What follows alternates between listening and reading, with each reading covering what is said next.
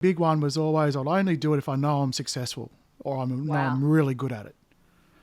Because otherwise, who wants to show up and be the dumbest in the room?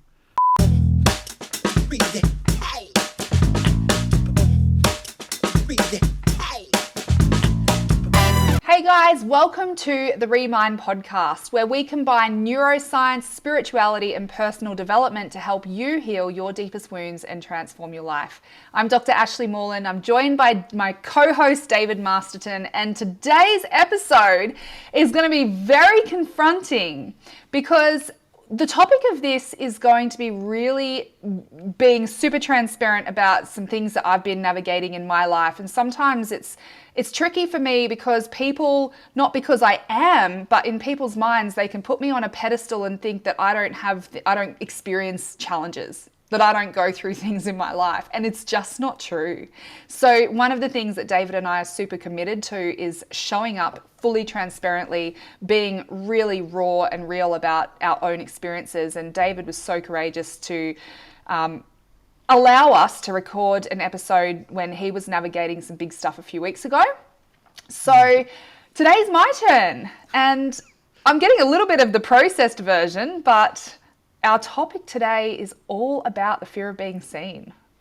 Wow, that's interesting coming from someone who's on a podcast and YouTube show, but still pertinent all at the same time. Yeah, I think you go back to, I'm cheating now, I'm looking over here, episode 18, where I had the do not want to be here. So heart goes out to you, Ash, about having one of those weeks with all of this. So here for you. Thanks, Dave. It's honestly been brutal. I haven't struggled the way that I struggled that past couple of weeks in a long time. Really long time. It felt like a massive attack. I actually described it as it felt like a weighted blanket over me, completely crushing my capacity to move forward with anything that mattered to me. I make my bed every day. I stopped making my bed. I have a cold shower every morning. I stopped having a cold shower. It's like I sabotaged everything in my life that I knew was good for me and was important to me. And that's a hard place to get to because I was frustrated with myself because I was physically unwell as well, but I physically felt like I could not do the things that I knew would be good for me or that I knew would help me feel better. Was it almost like it felt a bit too hard? Like, why does it have to be so hard? Or was it just more you weren't even at that space? No, it was like I was just dissociated from it. I literally felt like I wanted to, and I just couldn't. Just a block. So Yeah, massively. It's like my hands were tied behind my back. And so today we're going to be talking about the fear of being seen. And so that requires work. That requires effort. That requires you to actually have the intention to be seen, the intention to share, a bit like having the intention to have a shower, a cold shower. Anyone can have a warm shower because it's pleasant. Who doesn't like a nice hot shower, especially when you're cold? Now turn the hot water off and stand under that shower when it's just cold water pelting down on you. And then tell me that's nice. It's never, ever nice. But it's good for you. You feel as though you should be doing it. It's good for your body. And so being seen isn't just like stepping under a nice warm shower. It's not comforting in any way. It's exciting. It's cool. Yeah. It's That's massive. It really reminded me of exactly the things that you were sharing in episode 18 around your, I guess, let's say trauma response compulsions. And the tricky thing was that I literally just was on the couch. Honestly, like in the mornings, I would get to 8:15 knowing that we have to leave at 8:30 to take the kids to school. I'd get to 8:15. I've had hours to get myself ready, but I just didn't. And I couldn't. And so 8:15, I'm like, oh, well, now I have no choice. I've left it as long as I possibly can. So now I just have to do it. And I would go and have a shower. And so it was just like, I'm so grateful. My mum was actually visiting from interstate. So she kept my household running for me for a little while. But the really cool thing is that when these things happen, they're pointing towards something really big. something really big. I don't go into a full-blown shutdown mode over little stresses, and it wasn't something that I was consciously aware of. But over the period of processing it, what I realized is I was about to have a massive quantum leap. And this was bringing up a huge fear in me of being seen. Now, as you mentioned, it makes sense why that is just so ridiculous, because we have a podcast, that's a YouTube channel. I'm very active on social media, all those kinds of things, except I had kind of always masked it. What I mean by that is I feel safe doing this because I know that our viewership is mostly people that we know for now. It's not huge. Yep. It's not huge at the moment. We're starting out. So that feels safe for me. I feel safe showing up on my social media again because I never engaged in any paid ads. I never did anything like that. So anytime I was showing up to a pretty limited audience who had a bias towards enjoying my content because they were there. It's not as if I was putting myself out there to get targeted or attacked. And I saw an article recently about the holistic psychologist, and I was reading it going, oh my gosh, it was bringing up visceral reactions in my body. And in the article, it was like psychologists and people who were kind of banding together on a hate train and really smashing her viewpoints, calling it unethical, calling it irresponsible, really, really, really, really smashing her. And my perspectives pretty well align with hers. And so it reminded me that if I am going to be out in the world and I'm going to spread this and it's going to grow, then I need to be ready to stand firm and be okay, even when there's that kind of hate in the world that's being targeted at me. And I felt so unsafe. Oh my gosh, it felt so unsafe. Well, it's nice. It's much nicer when people agree with you. It's comforting. It's easy to have an opinion when everyone else around you shares the same opinion. Yeah, and I think it's going to be a very big point, because I think we will get to a point, or anyone who spends enough time talking about it, putting themselves out there through podcast, YouTube, public speaking, whatever it is, there are going to be people that like what you're saying and it resonates, and there's going to be people that simply don't. Now, whether they don't because they have a fundamentally different point of view that they would like to debate, in my case, I love it, bring it on. I'm sure you're exactly the same. But if it's just for the sake of wanting to poo-poo someone's idea or trolling, whichever way you want to sort of put it, that is and what we have to expect when we do these things. Yeah. And so there's even a sort of a metric that sort of says you haven't actually quite got there yet until people are trying to tear you down. Yep. That's when you kind of know. So if we go back to having a good shower, is a good shower a comfortable shower, or is a good shower the one that's cold, that's really sort of pushing you out of your comfort zone? But you know, from a body point of view, from a mental stimulus point of view, it's great for you. So the playing small is, and especially in my case, it is an absolute well-used way to prevent the hurt, to prevent the rejection, to prevent all of that. The criticism, the Yep. judgment, all those little darts that come for you. And so, and it almost leads into like a little bit of people pleasing as well. Like there's a bit of an overlap. If you want to people please, it's because you want to make sure that everyone's okay with what you're doing or how you're doing or what you're saying and what you think. At the same time, it is a protection mechanism. But if you're called to do or say or be something that the people around you don't necessarily recognize, now we're sort of talking about, I'm going to stand out here. And if I stand out, what does that mean for my safety? What does that mean for my certainty? What does that mean about people who are around me? Yeah. So it's going to be quite a massive thing. I don't know if this is turning into a David giving Ash a pep talk. I'll take it. Sort of podcast. But it's really going to be about, it's going to be okay, because right now people are going to criticize you.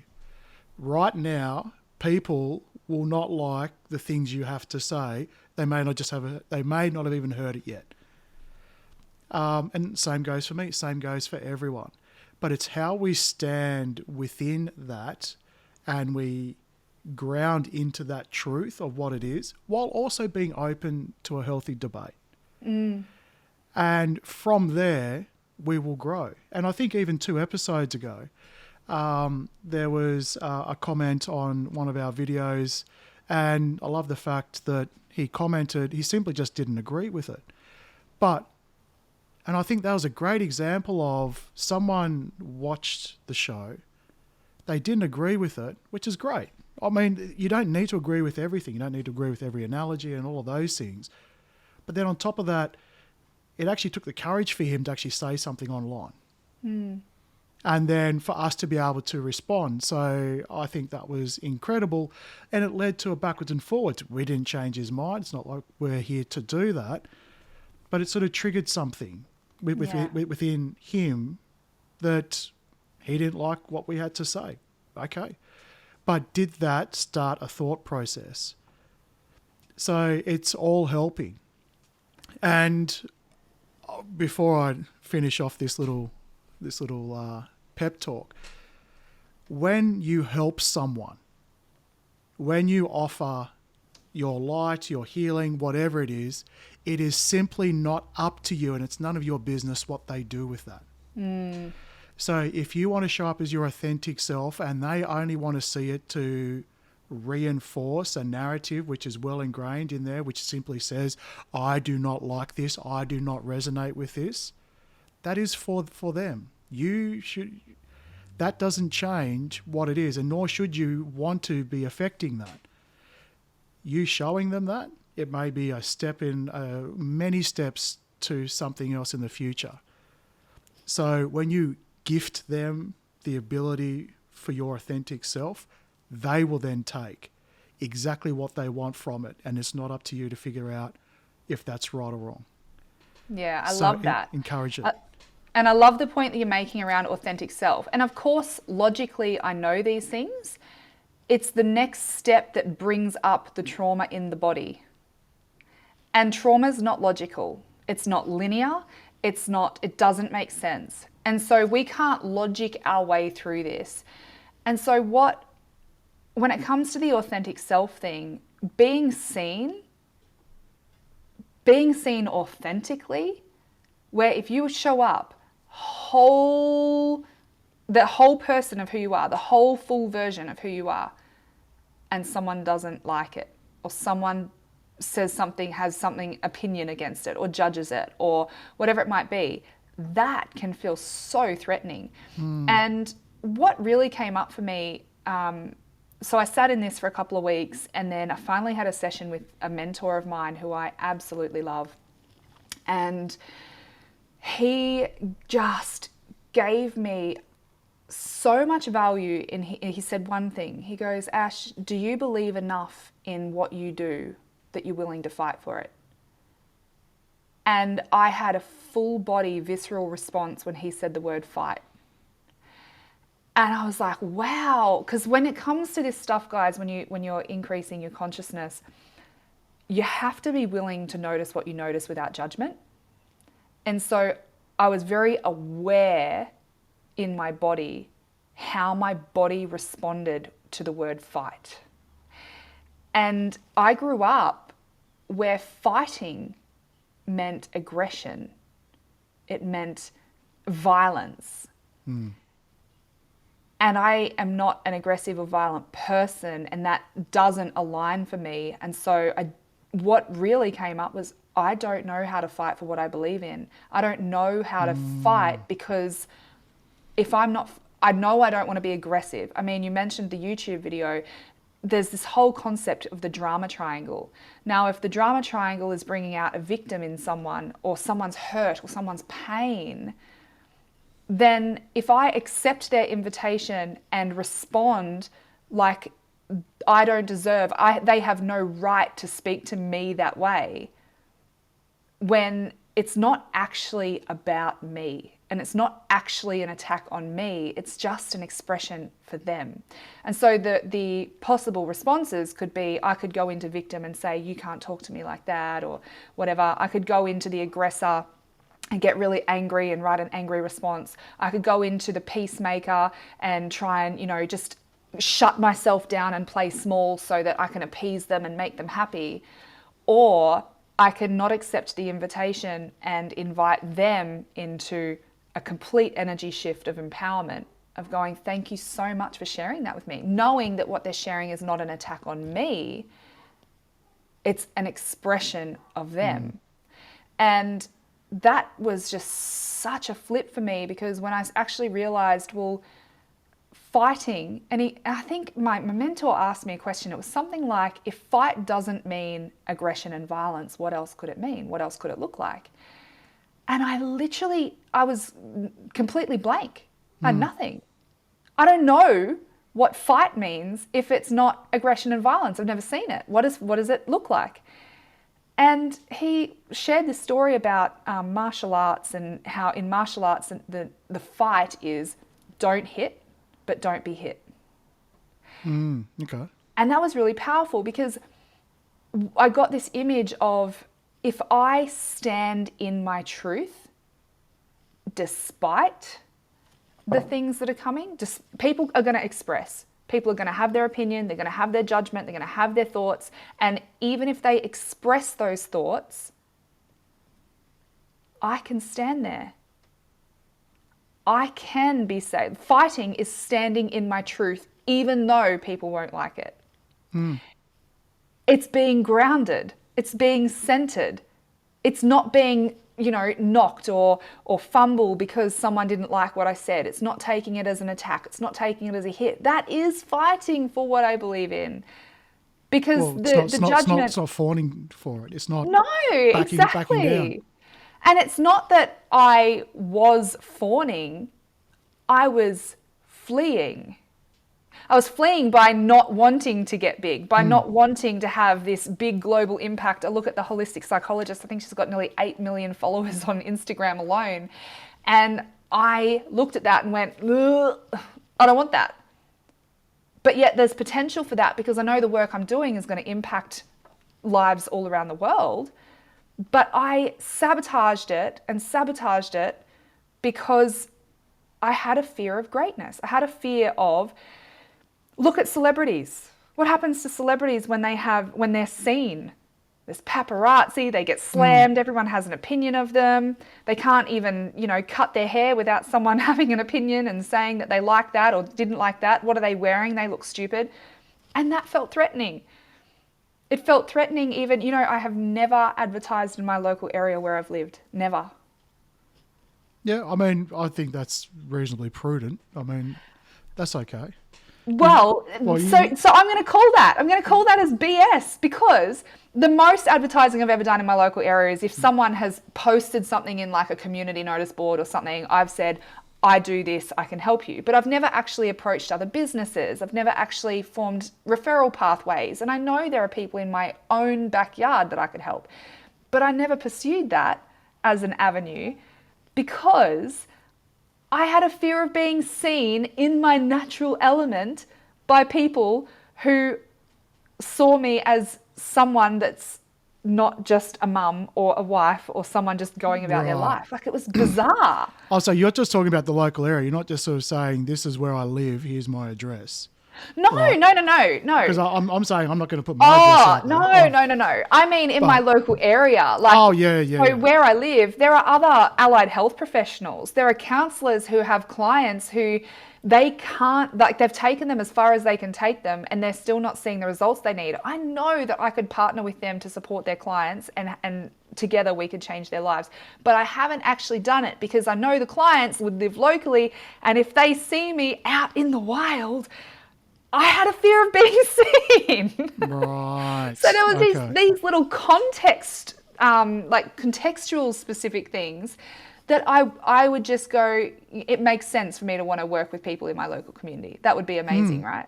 Absolutely. And I think... Except my body said it wouldn't be. My body was like, hell no, anything but. Wow. because I think you just sort of, again, you like that padding of distance with Zoom. I can protect myself. In another state, all of those Yep. type of things. If I go down and grab a bar me or a coffee, something like that, then If I buy a donut while I'm paying for my petrol at the service station. yeah, all of that. I mean, because people are allowed to have donuts. We're not saying donuts are a bad thing. 24 a day, you might need to look at that. But I get it. I mean, even when we started doing this, there was still like some apprehension around, are people going to like it? Are people going to watch it? You know, we get into like 23 episodes in. What's the success of it? Are we wasting our time? Da da da da da. And it's that whole thing of the expectation of we will only do it based on certain conditions, that certain sort of programming that we've got. And for me, a big one was always, I'll only do it if I know I'm successful or know I'm really good at it. Because otherwise, who wants to show up and be the dumbest in the room? Yeah. Well, I've changed my mentality on that. I really enjoy being the dumbest in the room because it means I'm learning something. If I'm going to go running with people, especially with running groups, I prefer to be the slowest because then I'm going to be challenged to set a higher benchmark to run faster, as opposed to being the fastest in the group, which means I'll just sort of, slow down. It's sort of pushing yourselves.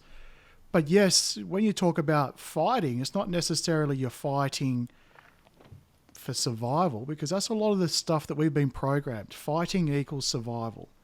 And normally it's Hollywood, it's media that's sort of like you're fighting with a gun, it's kill or be killed, it's, be bashed or bash them up, it's all of that. But no, what you're really doing is you're fighting for your, as you said, your authentic self, your position, your truth, and you're wanting to show and encourage others to be the same. Now, for us, we're doing it from this platform, but it doesn't need to be things like that.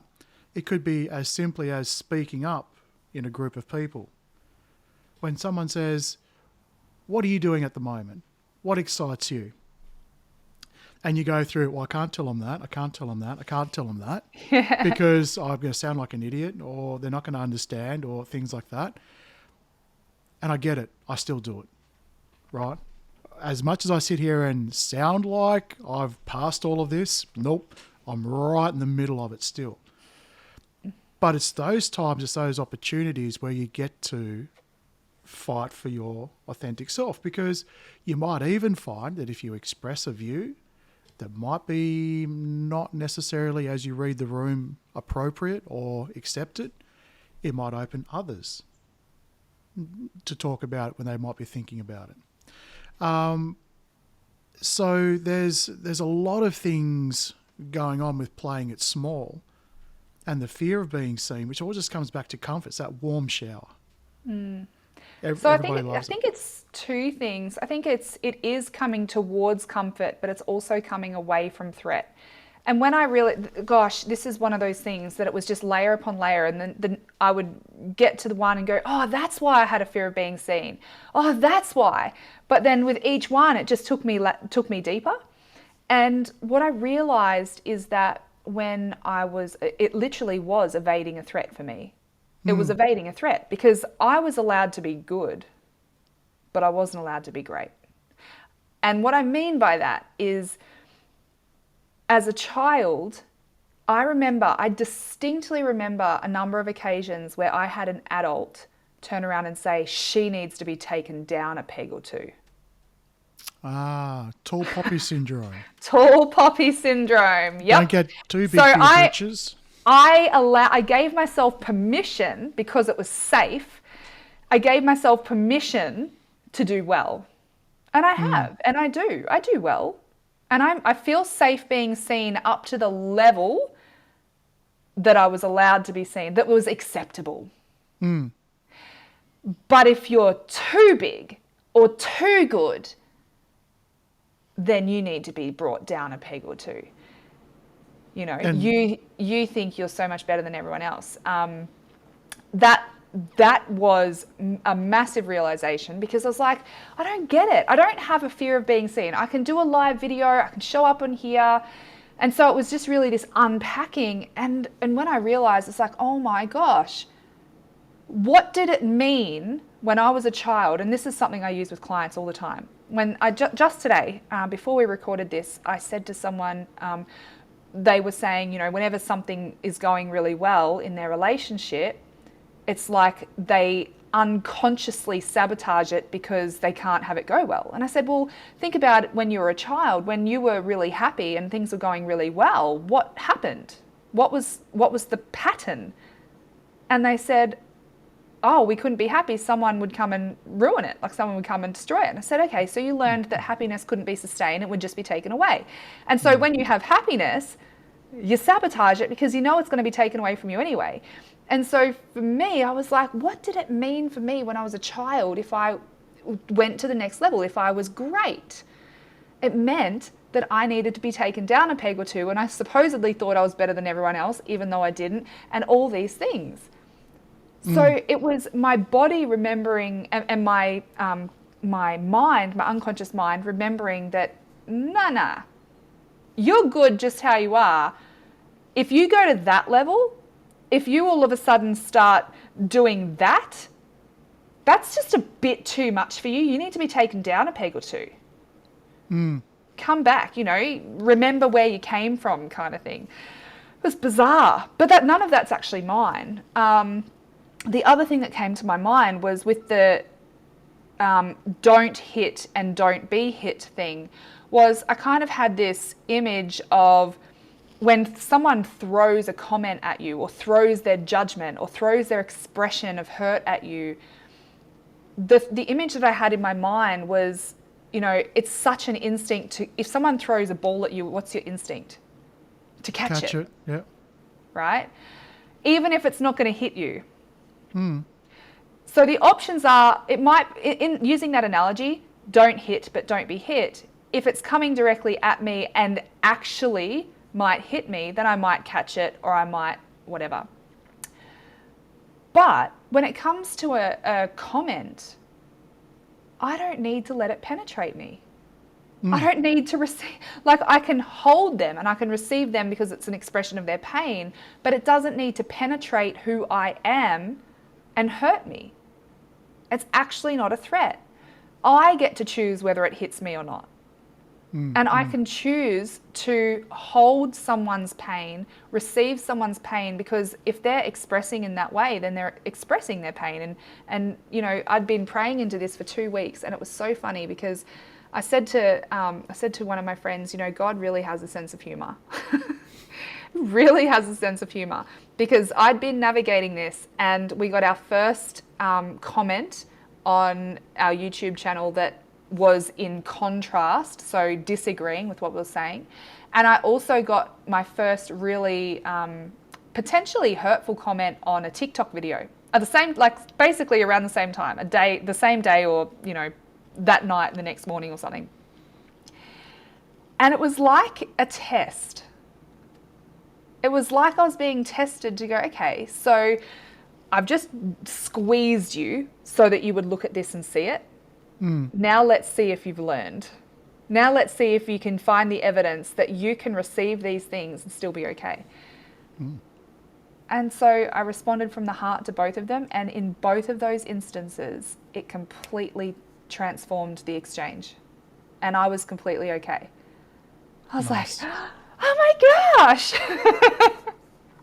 I can still be okay. Because at the end of the day, someone's just going to be disagreeing. So, especially... Disagreement's not a threat, right? Yeah. Now, obviously, when you talk about you being really seen, and we're not sort of talking about celebrity status here, so don't think that that's what we're talking about. We're talking about the times that you don't speak up or you don't express yourself in a way in which your appearance, your beliefs, the discussion. The only thing people are going to say is they just simply don't disagree, or they simply don't agree with you. And so we're sort of talking about that. We're not talking about the extreme version of that. of which you find sort of racism and Yeah. bullying and all of that right at the spectrum of physical violence because, simply that. We're sort of talking about this sort of mid area of I'll keep a lot to myself because it's just easier. I don't want to Yeah. have to express, I don't want to have to, or maybe I don't want to have to be questioned by it. I don't want people to look at me differently. You've already projected forward. You've already thought these people don't want to hear it, even though you might be wrong. So Yeah. we're really talking about that area. Yeah, 100%. Like the real everyday life stuff. And I've shared this. This inspired the topic of this conversation today because this is what I've been navigating in my life. But before this was coming out at the level of being seen, potentially globally and all that kind of stuff, this played out in other ways. And from a everyday life perspective, this might look like avoiding posting photos of yourself on social media or avoiding if you've achieved something amazing, avoiding self-promoting your achievements or celebrating your achievements or, really talking positively about yourself because of the fear that someone might think that you're full of yourself or that you're bragging. It might look like not create like expressing your own creative abilities. It might not look like avoiding showing vulnerability in relationships or not letting people in, not setting boundaries, not stepping into your power. And what does that look like? Not voicing your opinions. It could even be, I recently was working with someone who had been separated for a long time but hadn't actually changed their relationship status online and they hadn't actually even told their family. And I actually hear that a lot. I've probably had the same conversation 4 or 5 times in the last 2 weeks. And the amazing thing about that is, again, it's a fear. It's an underlying fear of being seen. If someone sees the reality of my life, I don't know if I want to deal with that. I don't know if I have the energy to deal with their perspectives or opinions. I don't know if I can deal with their judgment. I don't know what they're going to think about me, and I can't control the narrative. And that feels really unsafe. Well, I So, suppose, and I heard this on another show that there's 3 lives that people generally have: the public life, private life, secret life. And so the public life is, how do I show up, and especially social media is rife with it. How do I need to show up in that? What is it, the life that I want to project out? Because generally it's not a full representation of it. But then you've got your private life, which is your very close circle of people that kind of know those things that you won't necessarily, and again, I'm generalizing here, be posting on social media. The fact like, you have smelly feet or, you snore loudly or, just the sort of stuff that you don't want. Then you got the secret stuff, which it's really just for you. Maybe your partner, depending how close you are. And so from a public persona point of view, what do you want to share? So for me personally, I celebrate things normally by going and seeing people, and then I'll talk about it. I don't necessarily need to feel like I have to put it on online for it to be a celebration. But I guess what you're saying is, if you have that desire to put it out there, and you're sort of thinking, I really would like to, but I really would like to, however, or there's that real drive to do it, then you need to look at that as to why you're not doing it, because yeah. not everyone needs to share it to prove that they're not playing it small. Yeah. That's not what we're saying. What we're saying is, if you do have a desire to do it and you're allowed to do it, that's why we have social media. And to be honest, I really enjoy seeing my friends post their celebrations on social media because I like to celebrate with them that way. Because if I don't get to see them, I don't get to see them. But if they can do that, then it's great. So there might be people out there that want to celebrate with you. But if you don't want to do that, because suddenly everything that I share, suddenly you insert the negative connotation here. You're either arrogant, you're too full of yourself, you need to be taken down a peg. Yeah. Um, Isn't it funny? I was reminded just as you were sharing then about a friend of mine who a few years ago, so we're very close in age, and a few years ago they had achieved paying off their mortgage. Nice. And they actually felt like they couldn't celebrate paying off their mortgage because of what people would think, that they were bragging. That their celebration of paying off their mortgage would perpetuate hurt in someone else who hasn't paid off the mortgage because of jealousy and yeah, like envy. Ooh. And so I love your point about it's not about whether or not you do the thing. It's not about whether or not you speak up. It's not about whether or not you post the picture. It's about your desire to and your capacity to. So not an absence of pictures on someone's social media doesn't say they have a fear of being seen. But if they want to share about their life and they're suffocated and can't, then that's the fear of being seen underneath that. And I find this with business owners a lot. So I'll have business owners who will go, I don't want to appear on video. You know, I'm happy to post the informational stuff, but when it comes to a video of me, I can't do that. I can't go live on my social channels. I can't do that. And they want to because they know that by doing it, it will help their business. But the idea of doing it feels like torture. They'd probably rather someone come and snip off their little finger. It's not that important. You can still survive without your little finger. And so that's where this plays out. So when we're talking about how it's shifting or holding you back and playing small, it's about going, well, what are the areas of your life where if you just did that thing, you might be sitting there feeling lonely, having such a desire to connect with people and make friends. And you've got school pickup every day, and yet because of a fear of being seen and a fear of whatever it might be, connection, judgment, being hurt, whatever it might be, you don't chat to the other parents. You don't connect to them. You don't share yourself with them. And so that's holding us back just in our daily lives. And let's explore why people might do that. Just the school pickup's a great one. Or just any interaction where you put in a new situation and there are people that you don't necessarily know. And you don't have to be incredibly extroverted. But let's just sort of say you're standing around. Most people, these smartphones are the great invention because you can just go head down, bury yourself straight in the screen and pretend to be busy, right? Yeah. But let's look at why people would do that. And so from my own personal, because I still can be very discerning with my energy.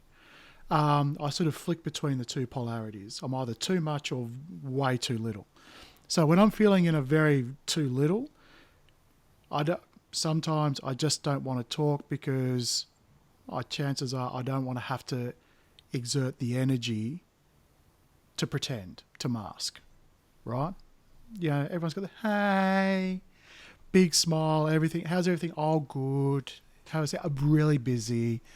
Yeah, good. And I've actually mastered through the masking that I could carry a conversation with just 2 words. And this was given to me by my cousin, and I've learnt from it ever since. It's yeah and good. And the only thing you need to do is just change how you use those 2 words and you could cover a conversation. Yeah. Good. Yeah. Good. Yeah. And you can completely mask. So you're either withdrawing, you're holding back your energy. So do you want to show up? Because that's not being authentic. You really are just playing. But it could be that simply you're afraid of looking dumb, sounding dumb, feeling like you're being judged already, or having to prove yourself, or having to come through and be something bigger than just your authentic self, because you've already decided that person needs something else, or that person's going to judge. You could be right, you could be wrong. And when you go back to, say, some of the really early videos, when you're not being your authentic self, what is it that you find yourself doing? People pleasing, being a perfectionist, there could be a whole number of things at play which is triggering you as to why you're playing it small, or that sort of masking. And so when you start to look at those things, sometimes your behavior won't change. Like for me, if I simply don't want to engage, it's because I'm just really retracting my energy. There's not a lot to say. I'm feeling a little bit, low. I'm going to keep it that way. But if I have a desire to do it, I really want to say hello, and I keep on flicking and looking, then that's when I need to look at what's holding me back right now. Yeah. I love that. Even like going to conferences, going to networking events, going to a birthday party and socializing, whatever it might be, if you find yourself knowing that it would be good for you, you wish you could, all those kinds of things, but then finding it really hard and finding yourself, sticking to the corner. Yeah, absolutely. I think that's where it's playing out. Even when we met, it was the first time I've ever been to, we'll call it a conference, call it a business development thing. I went by myself, and I made a point of making sure that, I think I met you the first morning, and then from there we connected, and then I made sure I was trying to find other people. It wasn't because I was enjoying it. I just knew there's something that I needed to do. Yeah. And so it was like that cold shower. Out of the comfort zone massively. And another place this shows up, and gosh, this could be an entire episode just on its own. But another place this shows up is sabotaging our physical health. So, and I'm on the journey of exploring this now. I don't know what's there. I don't know what's underneath it, but I'm exploring this now is around for myself personally, because I gained weight over the last couple of years. And it's something that I've seen play out in clients, is that excess weight can be a mechanism to make sure we're not seen. And to give you an example of that, if we are, the hottest we've ever been, and super fit and super skinny and muscly and ripped, then that gets attention, right? We have been indoctrinated around what gets attention. Look at all your magazines, look at the movies, look at all the stuff. That's what is seen. That's what's see-worthy. And if we don't feel safe to be seen, then we will make sure we're not see-worthy. And Gotcha. So we'll gain weight. We'll make sure that we might wear baggy clothes. We might wear lots of layers. We might, wear the turtleneck. Yep. Whatever we might do. But they're all unconscious strategies to protect ourselves from the fear of being seen. And I want to replace the word fear with the threat of being seen. If you replace the word fear of being seen all throughout of this video with the threat of being seen, see how that lands for you. What's the threat of being seen? This again probably could be a whole other episode, but I bought a car to really help me with this. Not intentionally help me with this, but this was the purpose that it served in my life. A whole bunch of reasons that I won't go into in this episode, but I bought a car, and I had never ever bought myself anything like this, and it felt like such an irresponsible thing to spend money on. The rational parts of my brain were going, you should just put that money on the mortgage, it's so irresponsible, don't buy a car, because it was a play car. I didn't need it. I had a car that worked, but it was like my fantasy car, and it was a convertible Mustang. Now, that sounds it's very important for the car guys listening. It's the V8. It is the 5-litre V8. It's not the 4-cylinder. Okay. It is. Anyway. It is the proper. It is auto, but I mean, we'll let that. No, it's not. Slide. Oh, yes, it is. Sorry, my other car's a manual. I was like, I drive a manual. My other car's a manual. Yes. But this is an auto. Yes. Yeah. Anyway, so the crazy thing is this took me through a massive journey on this fear of being seen, the threat of being seen, and the judgment that would come, and the opinions and everything else. And so I started out. I was like, okay, I've overcame the massive, suffocating, crushing threat that I was making such an irresponsible decision with my money, and I was buying this car. That was the first thing, spending money on myself. The next thing was driving it. Because people, it's a car that gets attention. People look at it. And I had such a discomfort and suffocating sensation in my chest to know that people would look at me while I was driving it. So I only ever drove it with the roof up. The next step was driving it with the roof down. And that pushed me massively out of my comfort zone again. Initially, I would want to like sink down into the seat, like, and I'd want to Eyes disappear. forward at every red light.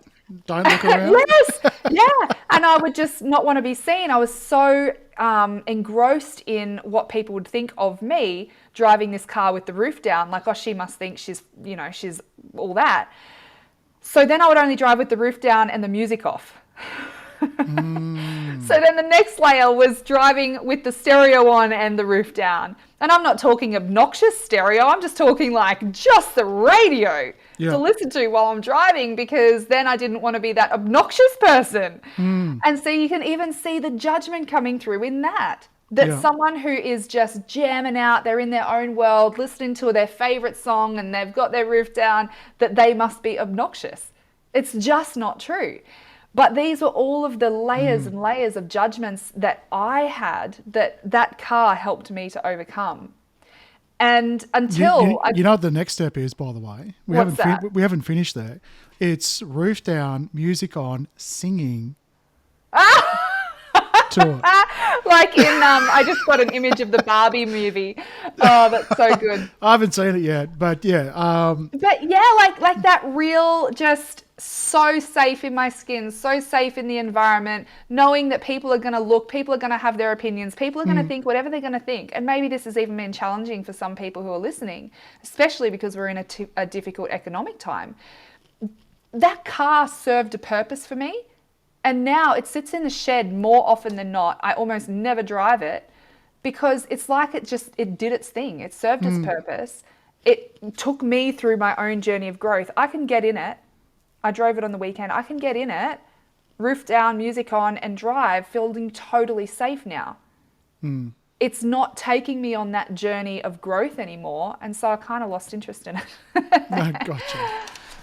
No, that's a great one. But before we wrap up, it sort of popped into my head that when we talk about this topic about being seen, when we talk about this, we're talking about unveiling some of these things that might be holding us back from showing the authentic self.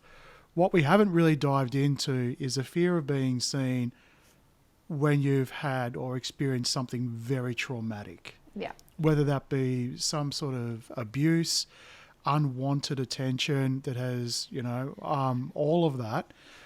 This topic about being seen doesn't really address that. That in itself is a much larger thing about, especially if you've had, if you've been someone that's had too much unwanted attention to the point where you felt physically unsafe. Yeah. That's a whole different path that you sort of go through. And if you have been someone who's gone through that, there might be some things in this episode that might resonate with you. But we're talking about, I just don't like I don't want to say the wrong thing or things like that. If you feel physically unsafe and trauma that's coming from a major event is shining through, then it's something to then start to look at processing that particular trauma. Not necessarily you have a fear of playing it small, because it in a lot of abuse cases, from what I understand, and again, this is not medical advice, I'm just David, no doctor in front of it, is that it is a coping mechanism, very, very, very relevant coping Survival mechanism. tactic. Yeah. And so that's not a bad thing. It's when that has happened and you then need to release that trauma over time to then go through this. This is what we're sort of talking about, the smaller parts. So, guys, I hope you got a lot out of this episode. It's been quite an interesting one because I know, just as Ash said, we're both still going through it. We're just talking about it. That's all we're doing.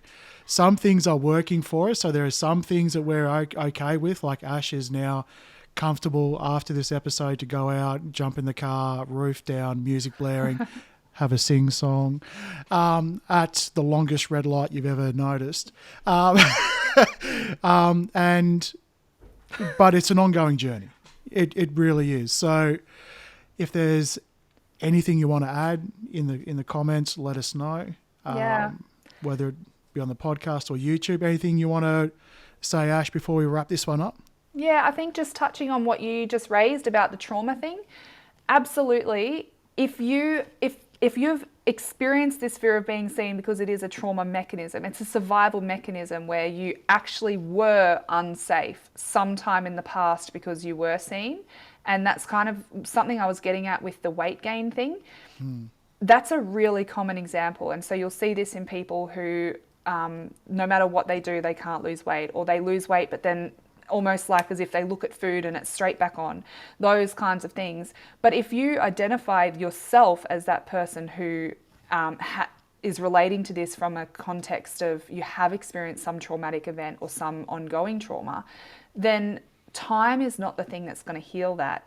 Trauma now, until your body recalibrates to safety, that it knows that you're not experiencing that trauma anymore. Hopefully, if you are, then the first step is to get into a safe environment. But as soon as your body can learn at a nervous system level that you are not the you that was experiencing the trauma, that was a different time and a different space, and that here you are safe, then those survival responses start to go, they put their weapons down because they don't need to protect you anymore because you're already safe.